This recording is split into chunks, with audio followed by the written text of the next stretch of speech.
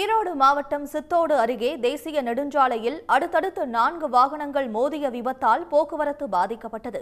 இதுகுறித்த கூடுதல் விவரங்களை தருகிறார் செய்தியாளர் கார்த்திகேயன். கார்த்திகேயன், போக்குவரத்தை சீர் செய்ய என்ன நடவடிக்கை எடுக்கப்பட்டிருக்கு? வாகன ஓட்டிகளுக்கு ஏதாவது காயம் ஏற்பட்டிருக்கா?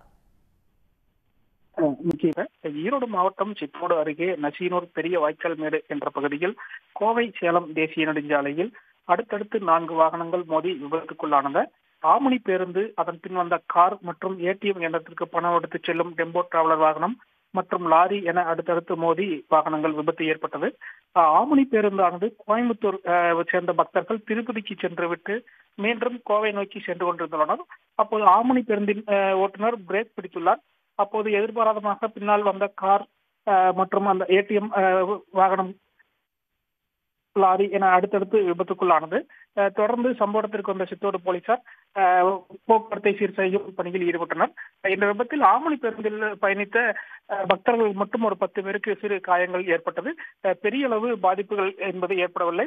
இந்த விபத்தின் காரணமாக அப்பகுதியில் சுமார் 30 நிமிடங்கள் போக்குவரத்தானது பாதிப்பு ஏற்பட்டிருந்தது. அதே போல் அந்த ஏடிஎம் இயந்திரத்திலும் சுமார் 2 கோடி ரூபாய் அளவுக்கு பணம் இருந்ததாக கூறப்படுகிறது. உடனடியாக அது வந்த செக்யூரிட்டிஸ் மற்றும் போலீசார் பாதுகாப்பாக அருகே உள்ள கனரா வங்கிக்கு அந்த ஏடிஎம் என்ற பணம் செலுத்தும் வாகனத்தை எடுத்துச் சென்றனர். தொடர்ந்து விபத்து குறித்து சித்தோடு போலீசார் விசாரணை மேற்கொண்டு வருகின்றனர். விவரங்களுக்கு நன்றி கார்த்திகேயன். உடனுக்குடன் செய்திகளை தெரிந்து கொள்ள சன் நியூஸ் பெல் ஐகானை கிளிக் பண்ணுங்க.